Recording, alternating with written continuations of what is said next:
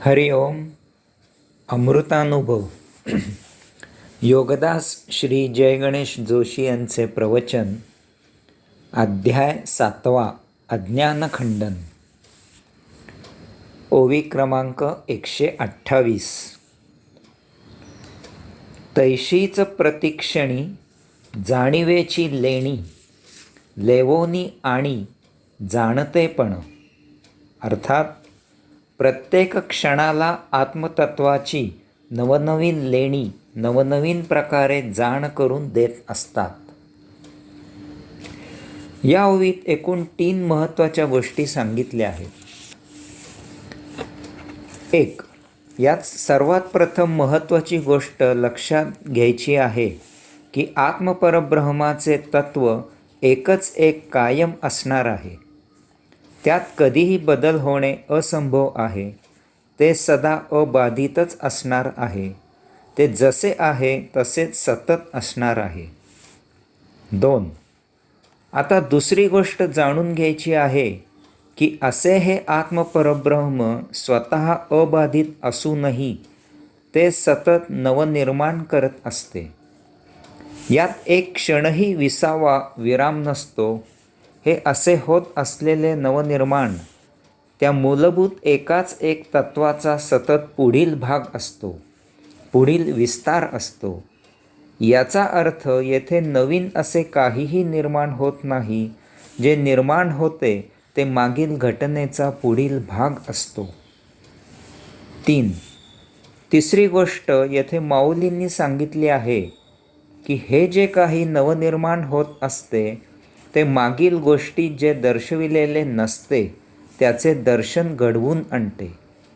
याचाच पुढील भाग जेव्हा निर्माण होतो तेव्हा त्या पुढील दर्शन घडविले जाते. यात काही गोष्टी समजून घ्यायच्या आहेत. आपल्याला असे वाटते की आपण मागीलपेक्षा काहीतरी नवीन शोधले आहे. वास्तवात त्या मागील गोष्टीत हे आता ज्ञात झालेले दर्शविण्याची शक्ती नव्हती इतकेच.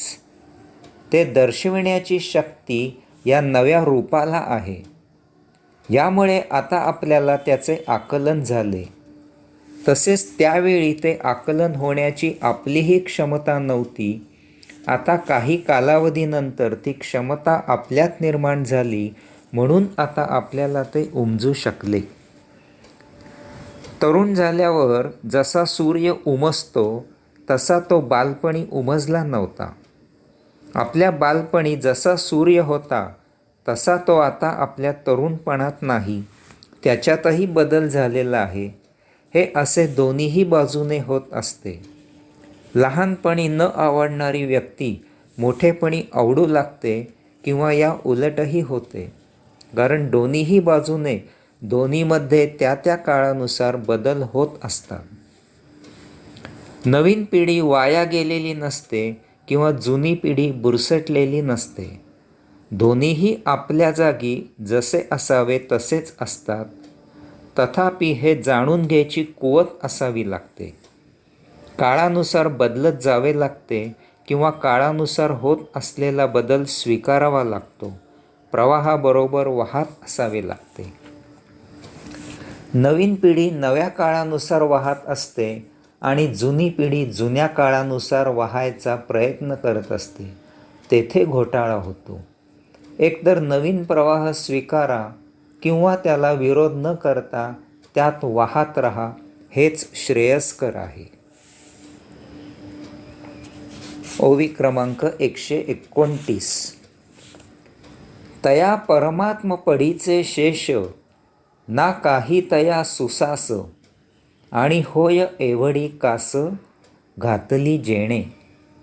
अर्थात आत्मपरब्रह्माकडून सर्व काही करून शेष राहिल्यावर त्या आत्मपरब्रह्माला कर्मेना की काय, की त्याने त्यामधून येथे एवढी उठाठेव केली.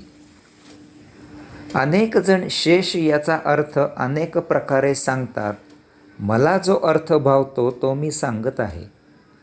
शेष याचा अर्थ सर्व करून शिल्लक राहिलेले, उरलेले. आता काहीही करायचे बाकी राहिलेले नाही आणि तरीही काहीतरी आपल्याकडे शिल्लक आहे, त्याला शेष असे म्हणायचे. मुख्य समारंभ यथासांग उत्तम प्रकारे साजरा झाला आणि आपल्याकडे त्या समारंभाकरता केलेल्या गोष्टी वस्तू शिल्लक राहिल्या, त्याला शेष राहिले असे म्हणायचे. त्यामुळे सर्व काही साजरे झाले आणि आता या शिल्लक गोष्टींचे करायचे काय, असा प्रश्न आपल्याला पडतो.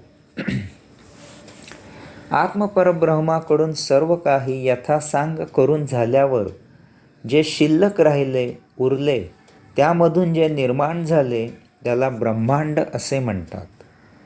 ब्रह्मांडाच्या निर्मितीआधी आत्मपरब्रह्म काय करत होते याबद्दल काहीही सांगता येत नाही. परंतु त्याने जे काही केले त्यानंतर बहुधा ते प्रशांत होते, विश्रांती घेत होते, स्वस्थानी विराजित होते, स्व आनंद घेत होते, कैवल्यात होते. कारण ही अशी अवस्था प्राप्त होणे हे परमभाग्य असते. नाहीतर आपले पहा, देह पतन होईपर्यंत अगदी थोडेसे करून झालेले असते आणि अजून बरेच काही करायचे शिल्लक असते. केलेल्या गोष्टींपेक्षा न केलेल्या गोष्टीच फार असतात. यामुळे आपल्या जीवनात अतृप्ती, असमाधान आणि त्यामुळे अमुक्तावस्था असते. अशा प्रकारे सर्व काही करून झाल्यावर, म्हणजे प्रगाढ विश्रांती झाल्यावर, तशा त्या सुप्रसन्नावस्थेत, कैवल्यात आत्मपरब्रह्माकडून हे ब्रह्मांड निर्माण झाले आणि त्यात अव्याहत नवनिर्मिती होत राहिली. माऊली म्हणतात की त्या तशा अवस्थेत आत्मपरब्रह्माला कर्मेना की काय, की त्याने हे ब्रह्मांड निर्माण करण्याची उठाठेव केली आणि तेव्हापासून त्यात सतत अव्याहत तो नवनिर्मिती करतच राहिला आहे. आपले एकाकीपण घालवण्यासाठी त्याने बहुपणा निर्माण केला असावा. आपण विनाकारण खुश असलो की पहा आपण कसे वर्तन करतो. त्या तशा अवस्थेत आपल्याला सर्वत्र कसे छान छान वाटते.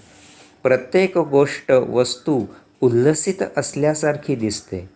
कोठेही काहीही कमी जाणवत नाही, कारण आपण निखळ उत्साहात असतो, सध्याच्या भाषेत मूडमध्ये असतो. माऊली यालाच येथे उठाठेव असे म्हणत आहेत. अर्थात माऊलींना येथे या उठाठेवीला आत्मपरब्रह्माची लीला, खेळ असे म्हणायचे आहे. त्यांना सांगायचे आहे की ब्रह्मांड काही विशेष उद्देश ठेवून निर्माण झालेले नाही, ते विनाकारण निर्माण झालेले आहे. तथापि एकदा निर्मिती झाल्यावर त्या आत्मपरब्रह्माने आपल्या या निर्माणाची फार उत्तम प्रकारे सुव्यवस्था लावून दिली आहे. काहीही करायचे शिल्लक राहिले नसले तरीही सृजन कसे आणि काय करावे याचा हा आपल्यासाठी धडा आहे. ओवी क्रमांक 130. सर्वज्ञतेची परी, चिन्मात्राचे तोंडवरी, परी ते आन घरी जाणी जेना. अर्थात सर्वज्ञता हीच त्या आत्मपरब्रह्माची सत्य ओळख आहे. अशी सर्वज्ञता अन्य ठिकाणी नाही. माऊली सांगतात की या ब्रह्मांडामध्ये चराचरात, थेंबाथेंबात, कणाकणात, क्षणाक्षणात हेच एकमेव आत्मपरब्रह्म व्यापलेले आणि सामावलेले आहे. येथे त्याशिवाय अन्य वैश्विक तत्व नाही. हे जाणणे हीच सर्वज्ञता आहे. हे जाणणे हीच त्या आत्मपरब्रह्माची एकमेव सत्य ओळख आहे. हेच परमज्ञान आहे. याची ज्याला प्रचिती आली, याची ज्याला स्वानुभूती प्राप्त झाली, याचा ज्याला साक्षात्कार झाला, तो मुक्त झाला.